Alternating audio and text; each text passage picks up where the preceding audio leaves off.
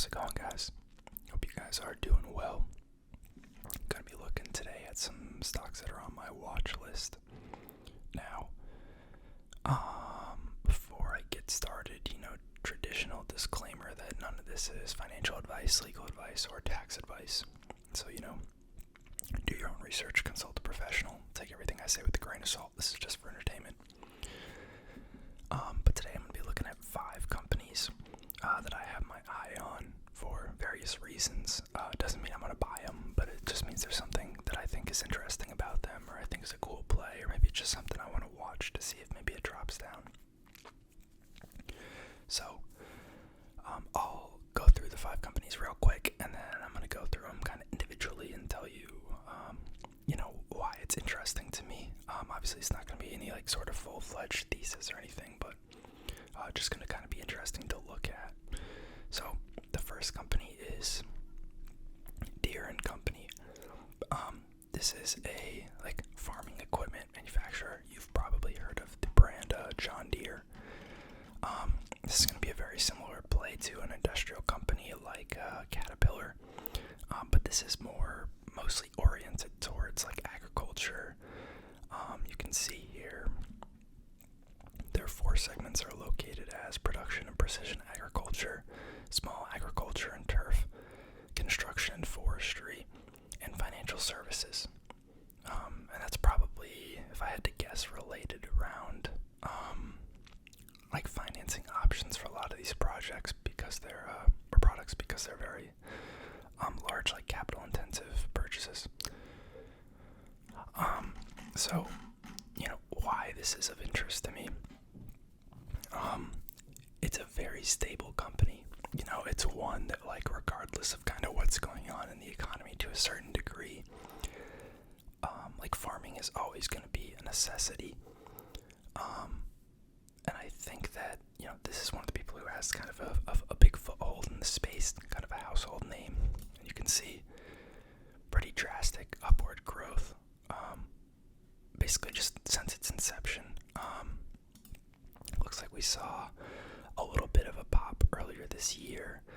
I think there was some kind of theses around the food shortages that are going on in other parts of the world as a result of the Ukraine-Russia conflict. So I think people were assuming that, I guess farming in general in other areas of the world would see greater revenues, or we may have to step up production to increase the food supply available to these undernourished countries now, and that as a result, either this equipment would be able to be, either John Deere would be able to ask more for this equipment, or just more equipment would be purchased in general. So, I think that's why we saw that run up there, and then obviously, the market has kind of sold off since the beginning of the year. And if I had to guess why we're seeing this kind of inching up here, it's just because of the kind of durable nature of the business model and probably pretty decent earnings results if I had to guess. So, pretty low dividend. If we look at, let's see how much they're growing it, we can see pretty decent dividend growth past 3 years, 5 years, and 10 years. So, kind of a dividend growth play there. It is trading at a pretty low forward PE, but then again, I'm sure that they're not growing their actual business any crazy amount due in general to just kind of the nature of the market. I did pull up their investor presentation here. So this is I guess this is for fiscal year 2022. I'm not sure when the quarter ended. I'm sure they'll say here in a second. But, so they're saying they're emphasizing through the actual production systems, the technology behind it, and kind of planning around the life cycle of the equipment because it's very capital intensive. Things are only good for so long and then they break or need to be replaced. So these are the 4 segments that Seeking Alpha was discussing. So we have the production and precision agriculture. This looks like it's going to be for your corn and soy products, your small grains, your sugarcane, and your cotton harvesting. And then small agriculture and turf is for dairy and livestock, more high-value crops.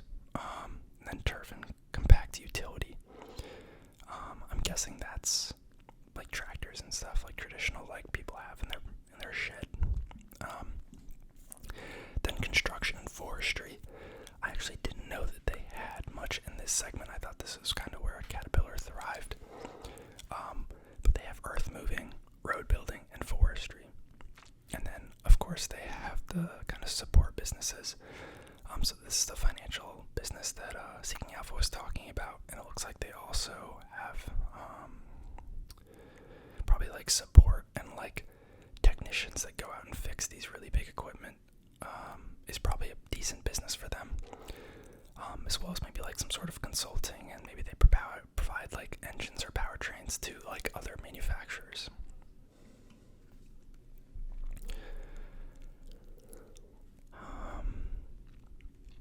I guess they're highlighting their transition to like artificial intelligence and like autonomous tractors, which is kind of cool.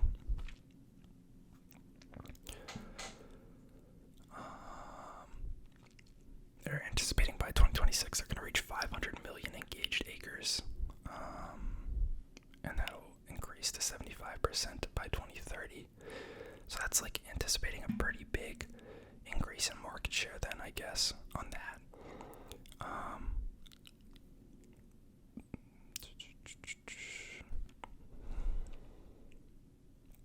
That's all sustainability stuff. Okay, so we can see here. So as expected, 37% of their revenue for fiscal year 2021 is $44 billion. I wonder if that's meant to say fiscal 22 because the front of the slide says fiscal 22. Whatever. 37% of their revenue is from production equipment. 20% is from small agriculture, 6% from turf, 11% from construction. Compact construction is 3%. I imagine that's because Caterpillar thrives there. Road building 9%, 3% from forestry, and 8% from financial products. So decently diverse, and among each of these segments, I'm sure there's like 5 to 30 different like pieces of equipment that they're selling. And we can see the US and Canada is their biggest market. Decent amount in Western Europe and Latin America, and then the rest is kind of distributed between Central Europe, Asia, Africa, Australia, New Zealand, and the Middle East.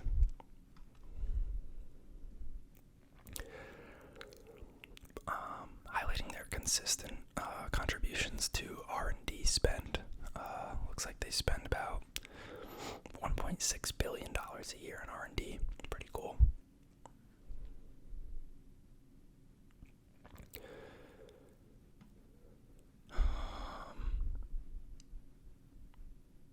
Shareholder value added. Not sure exactly how this is calculated, to be honest. I don't think that's a gap measure. I think they created that themselves.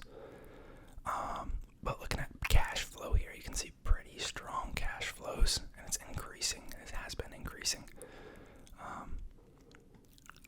I guess they have a pretty big pension plan there, I'm guessing, because they've highlighted that they've put $12 billion into that. 55% of cash from operations returned to shareholders. So that's through dividends and share repurchases. I would actually be curious to see what their share repurchases look like.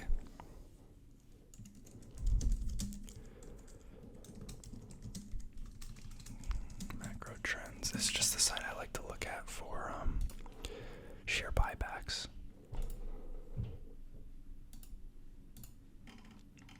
Okay. Yeah, about 0.43 billion shares outstanding in 2010, down to about 0.3 billion now. So that's like a 30% drop. And lately they've been buying back a couple percentage points of shares a year. That's pretty solid. And then a lot goes to CapEx, acquisitions, yada yada yada. Nice. Pretty consistent dividend increases here. They raised it 38% just in 2021, so that's the pretty high dividend percent growth that I was talking about. And yeah, that's them. So as you can see, like a lot of compelling arguments for them. This is their most recent earnings call. I just think it had a little bit less information, but you can see pretty good growth year over year here. Pretty much all metrics.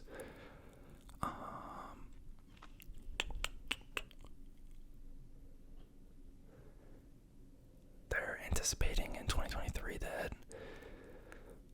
3 of their 5 markets, they're going to grow mid to high single digits, and in 2 of their markets, they're going to either be flat or down somewhat. Nice. So yeah, let me know what you guys think about them. I think it's pretty cool. I do think like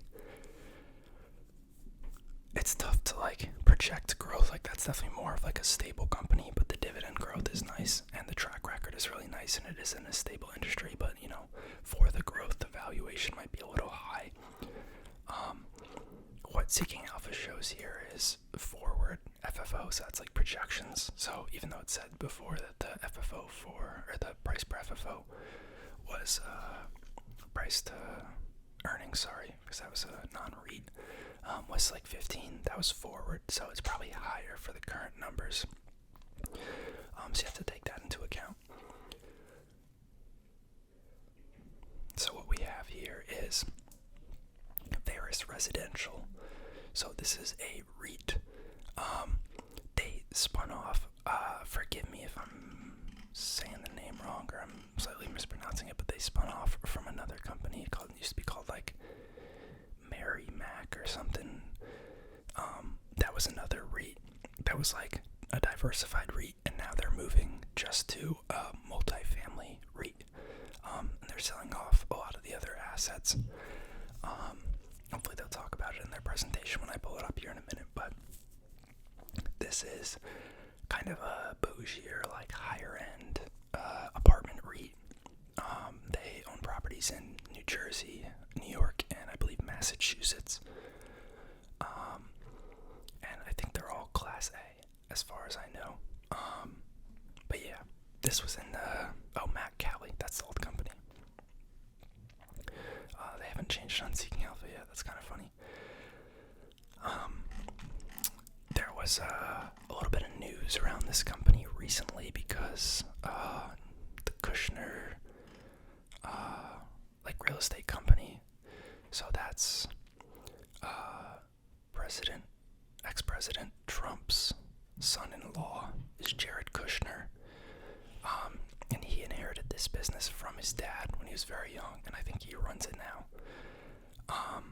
But that's unrelated to Veris Residential. They have their own real estate company. They're kind of like slumlords, supposedly, in New York City. They have a very bad rep.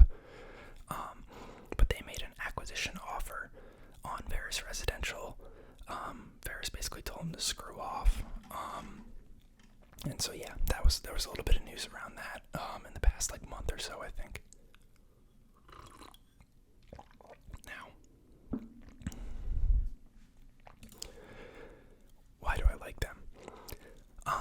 This one is a little less of I want to buy it because it is at a kind of a rich multiple.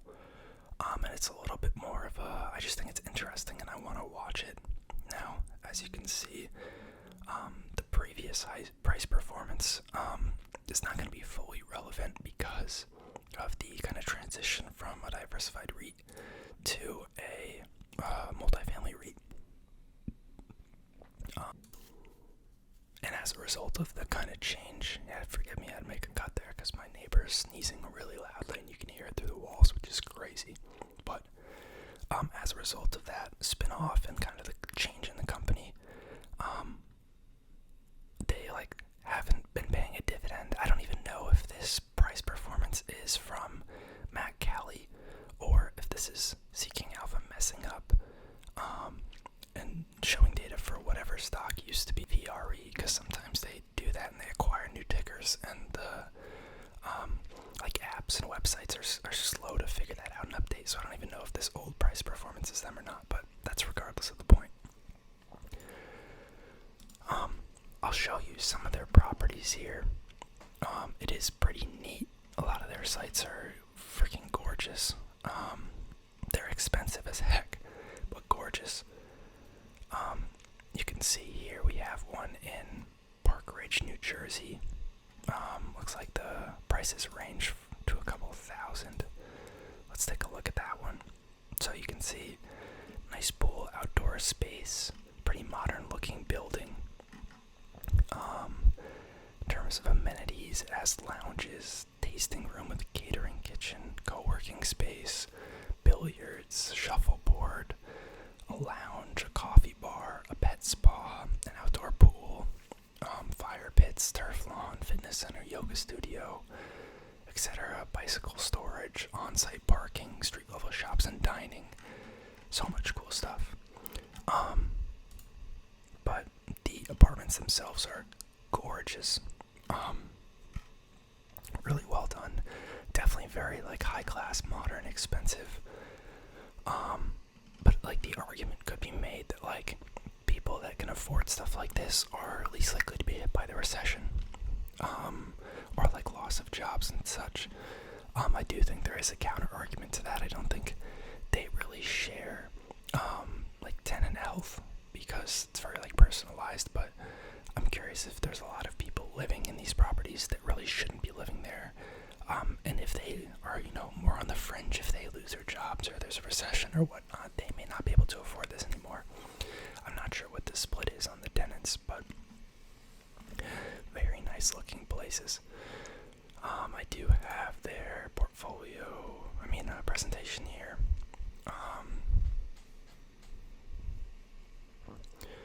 Let's see. Just talking about kind of acquisitions and such here. You can see transition to a pure play multifamily REIT nearing completion. So when they started off, in 2021, they were here, I guess 39% of their portfolio was pure multifamily REITs, and slowly they've been adding new properties and selling other properties, selling land, etc., to make the portfolio pure multifamily. So you can see this other part was office, and that's only 2% of the portfolio now, and they're, that'll be fully transitioned soon.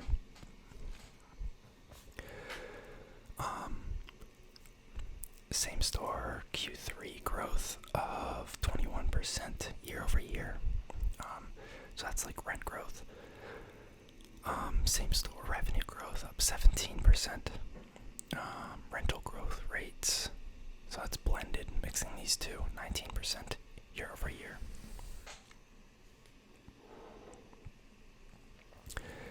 They're comparing themselves here to a lot of other REITs in the space. You guys may have remembered I've looked at Avalon Bay before.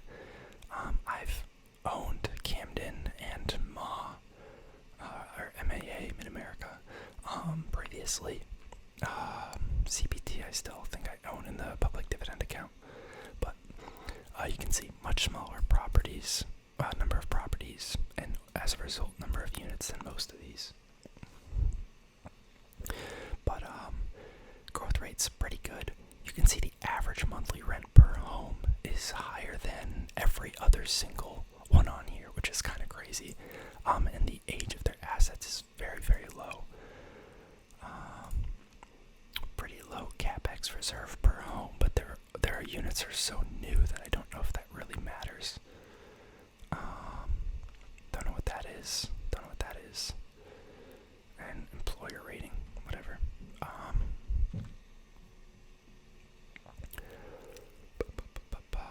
Debt overview. Have a lot of debt maturing in 2024.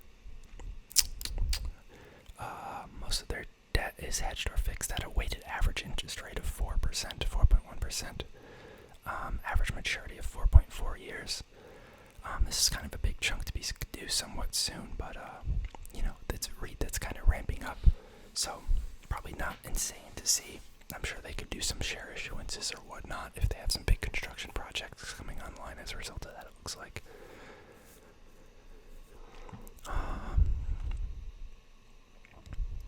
They also have some in Washington, D.C. I did not know that. They've added 1,900 residential units in the past 2 years. Pretty cool. Here they break down kind of their markets. I guess this is the focused markets because they do have Washington, D.C. on here, which is not shown. But have some in Morris County, Bergen County, New York Market, Short Hills Market, Jersey City Market, Port Imperial Market, Massachusetts Market. Okay, so, mostly in the Northeast. Average revenue per home is wicked high, as I mentioned. Lowest capex needs. I think they're allocating this small of an amount because their portfolio age is so low. They're stating that they're technology focused. I guess their locations have like their own app and such. A lot of nice amenities. Pretty cool, pretty neat place. But yeah, very interesting because it is kind of like a high-class REIT. I'm sure there's some resiliency there around the kind of people that buy and rent these kinds of apartments. And it is kind of a newer REIT that's coming online, so a lot of growth potential. Probably not a lot of coverage from like analysts and such, or a lot of attention.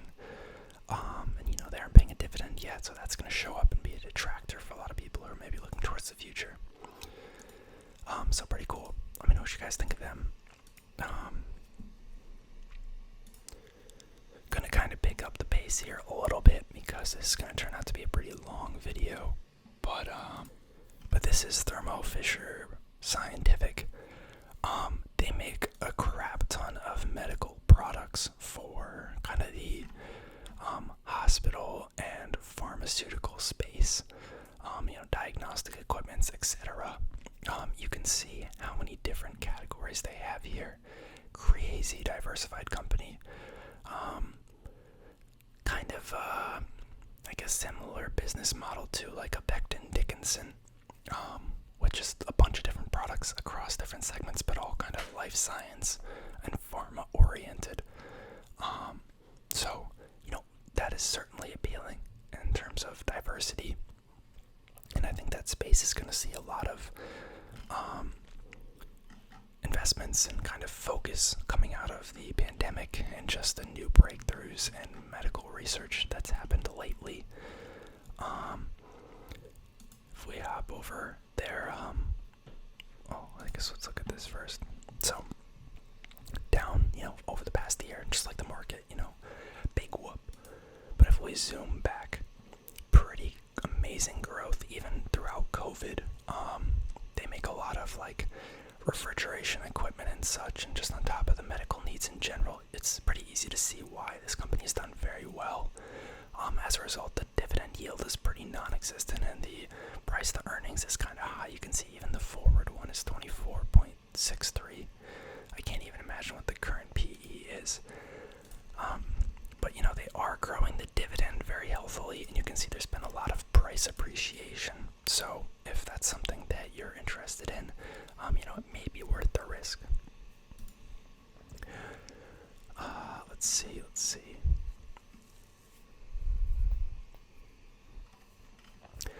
In the last quarter, they repurchased $2 billion of stock and increased their dividend by 15%. Revenue for the quarter grew 19%. Organic revenue growth was 3%. Acquisitions increased revenue by 18%, and currency translation decreased revenue by 2%. Core portfolio organic growth was 16%, and they made about $1.7 billion from COVID-related testing revenue.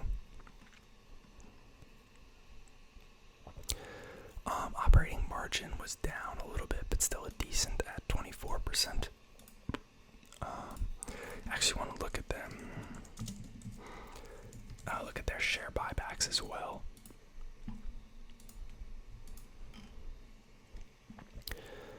Interesting.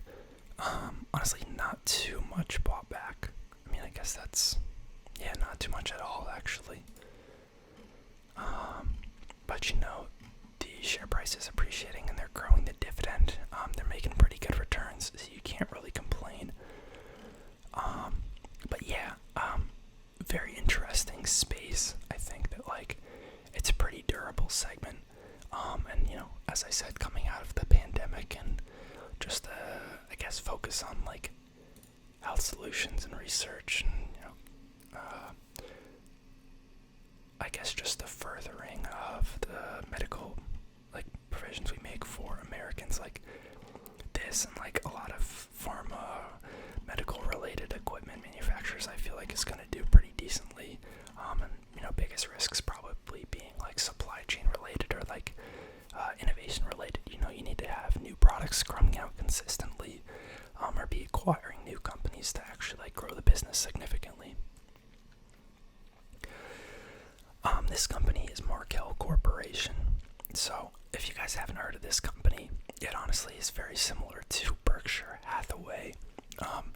The founders and like people who run it now have a very similar mentality to Berkshire.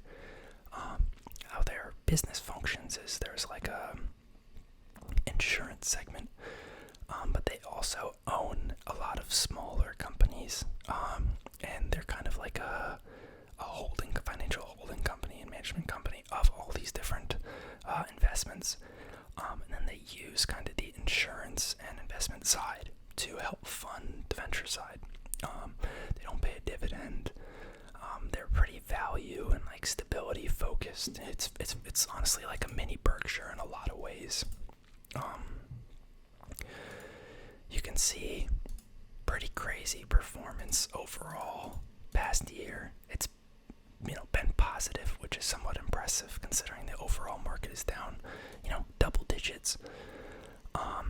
Past 5 years pretty flat. I think in a lot of ways, like Berkshire, it's underperformed as a result of like low technology exposure. But I think the business itself is very cool, and over time, like the compounding and just the stability from their more value-oriented look is a pretty decent strategy. So you can see insurance offerings, and then Markel Corporation, which is the diversified financial holding company. So I pulled up the Markel Ventures company. So they also own like shares of stocks, like Berkshire, but they also have companies that they own entirely, like privately. So they have this bag company, never heard of them, but this one's kind of cool. They own one of the leaders of these super large, heavy cranes that they use for large construction projects. Been around for 75 years. Wow. But that's pretty neat. You can see like, well, I guess I'll go through more of them before I say that, but this company, I believe, owns a pretty big segment of a lot of the small plants that you see in various stores across the country, which is pretty neat. If I remember correctly, and don't quote me on this, but they own like double-digit market share in terms of like those small plants. This one is a manufacturer of car trailers, which is pretty cool. There's a home builder, a company that makes dredges, which I believe are what like build docks and other like pilings and such out in the water. Don't know what this is. A building materials company, residential and commercial real estate, food company, precast concrete company, interior design products, Partner MD, some sort of primary care company, a data company, an investment and wealth management group, asset manager, fire and security products, which is pretty cool, like sprinklers and such. And then I guess maybe one of the companies that builds the trucks for like transporting industrial gas and chemicals. So, like very interesting, niche, kind of weird companies, but like resilient and crucial nonetheless. And it really does kind of remind me of Berkshire in a lot of ways. But I don't love that they don't pay a dividend. And a lot of the people who currently run the company are very old, so it has some of the same risks that Berkshire does, as well as just like overall concerns about underperformance and kind of this new age of tech, is what's holding me back from them. And then lastly is Waste Management. This one I'm kind of just looking at as kind of like a stable holding, maybe for like my dividend portfolio. You can see positive growth over the past year, which is impressive despite COVID. And honestly, it's grown pretty well over time. It's a pretty big company now. It's like the leader in waste collection and recycling across the nation. Some of its competitors are like Republic Service Group is another big one, RSG. But pretty neat dividend growth. I believe Bill Gates owns a lot of this company. It's kind of just a stable core holding, something that people are always going to need, and they have a lot of pricing power because they have a lot of local monopolies, and there's a lot of CapEx requirements that go into operating a municipal waste service, because you have the facilities, you have the collection network, you have all the drivers, you have the trucks and such. You have the contracts that you have to negotiate with each individual local municipality. So, pretty cool.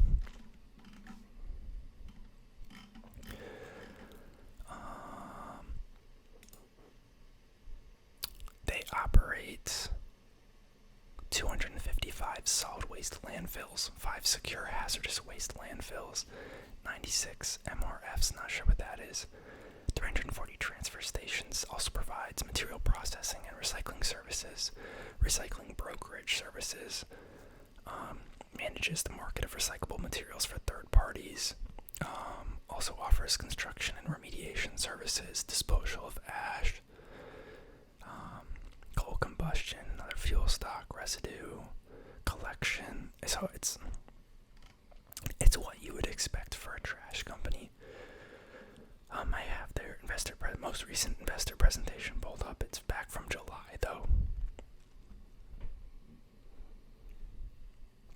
They are definitely the leader in the industry. Definitely recession resilient. This is their network. 550 collection sites, 260 active landfills now, 145 landfills for gas to energy facilities, 1,500 collection routes across the country. Pretty cool.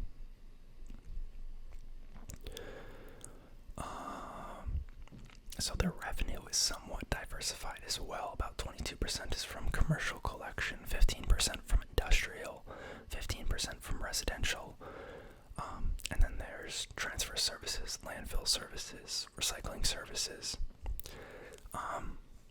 So like if you just like walk around and see like behind companies, you can see those big dumpsters they throw trash out. So many of them. You'll see the big green W and yellow M, this logo right here, Waste Management. You'll see that everywhere. And then a lot of the trucks that come around, depending on where you live, could be Waste Management trucks. Very high rate of recurring revenue. They're comparing it to an annuity-like characteristic. Largest customers, less than 5% of revenue, so pretty diversified.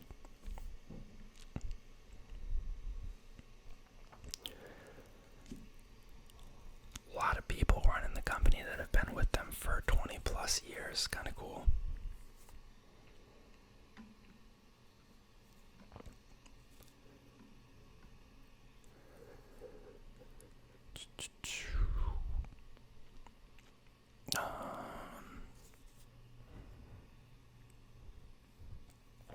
Kind of looking at their pricing mechanism here, trying to understand exactly how that works. So I guess about 40% is based on indexed rates, and the rest is like open market negotiation or like bids.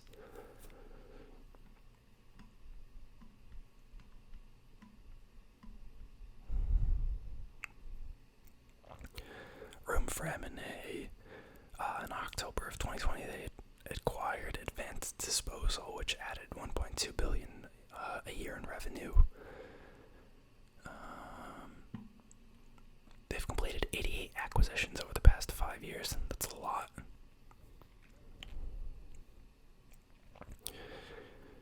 I guess they were affected a little bit by COVID, but they've definitely bounced back and made up for it. Return on invested capital is decent. Higher than both RSG and WCN's Waste Connection. That's one of their other big competitors. 19 years of consecutive dividend increases. Pretty nice.